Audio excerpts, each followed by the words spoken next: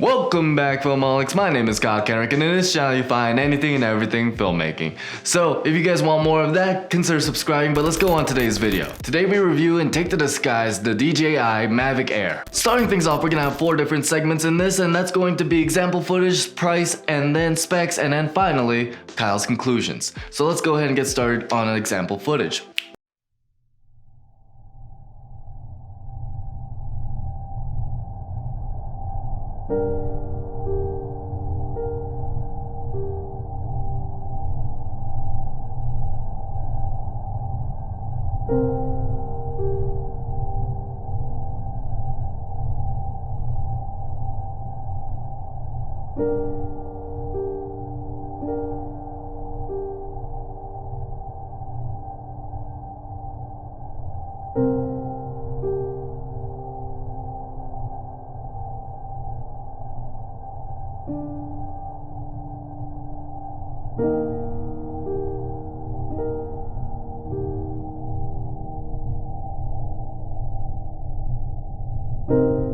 And we're back into the studio, so let's go ahead and talk about that price. And it's gonna change depending if you want a bundle and without a bundle, basically. Without a bundle, the price range is going to be between almost 500 to almost 700. And I know that sounds weird, but the price of drones always change, especially on Amazon. But with the bundle, the price jumps up pretty high, but it's kind of worth it because you get more stuff with it. And that's going to be almost 700 to almost 900. But let's get to the meat of the video, and that's going to be the specs. So the first spec I'm going to tackle about this drone is going to be the speed. So let's talk about the max horizontal speed, which is this axis right here.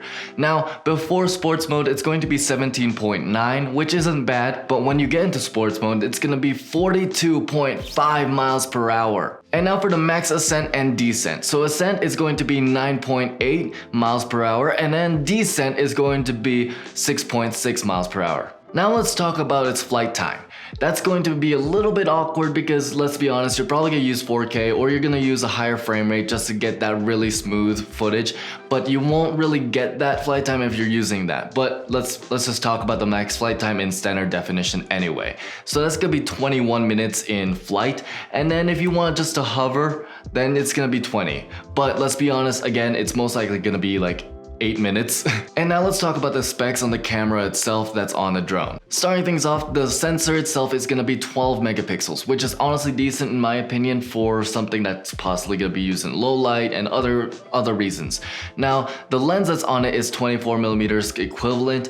And then lastly, the aperture that you'll get at maximum openness, which is the best way to really explain it without getting into it, is 2.8. And now for the ISO, so it's gonna change between photo mode and video mode. For photo, it's gonna be 100 to 1600 if you're gonna be using it in auto, and in manual, it's gonna be 100 to 3200. But for video, it's gonna be the same between auto and manual. That's gonna be 100 to 1600. Another thing to mention is going to be the shutter speed, so it's gonna be between 8 seconds to 1/8,000th of a second. The next thing to mention is going to be the video formats that you can record in. So I'm gonna go with the megabits per second, and then the resolution, and then the frame rates. So the megabits per second is going to be 100 megabits per second at H.264 format. So the resolutions you can record with this drone is going to be 4K, 2K, HD, and standard definition.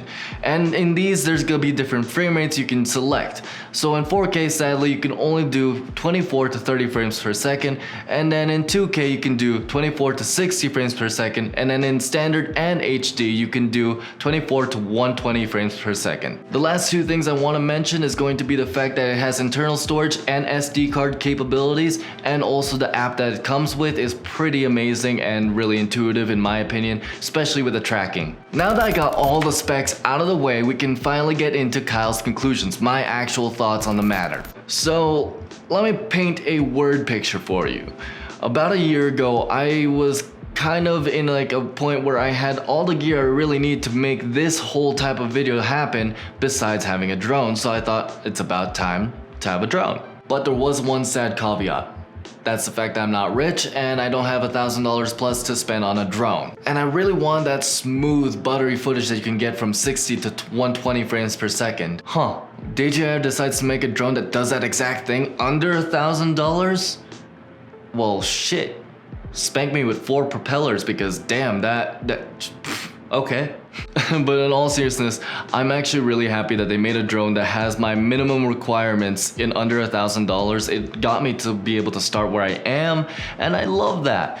But it does come again with some caveats. It doesn't really go for as long as I want it to. Like, yeah, I have 3 batteries, but I still want to have more flight time than 8 minutes because I have to do settings. By the time I finish doing settings, I have to change the battery, and it's just complicated. But in the same time, the fact that I'm able to have a 4K drone under $1,000 that can do 120 in HD is pretty good for under $1,000. And if you get the bundle, it's still under $1,000. So you have 3 batteries and a bunch of other stuff. It comes with an awesome carry case. I didn't mention that earlier because I didn't want to review the bundle, I just wanted to review the drone, but this carrying case is pretty sturdy. Like, I could drop it right now and I wouldn't care. But for a beginner drone flying person like me, this is kind of still perfect even with the small flight time.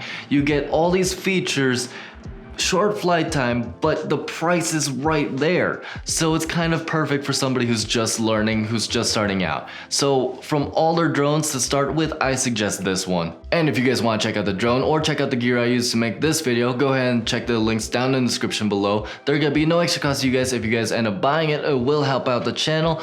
Also, if you want more reviews, check out the playlist right somewhere up here. And lastly, like and subscribe and dream on.